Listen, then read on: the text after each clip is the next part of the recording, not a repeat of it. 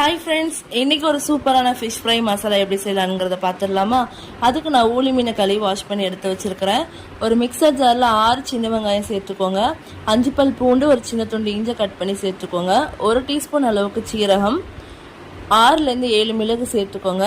1 teaspoon அளவுக்கு மிளகாய்த்தூள், 1/2 teaspoon அளவுக்கு குழம்பு மிளகாய்த்தூள், தேவையான அளவு உப்பு, கொஞ்சமாக புளி கரைசல் சேர்த்துட்டு இதை ஒரு பேஸ்ட் மாதிரி அரைச்சி எடுத்துக்கோங்க.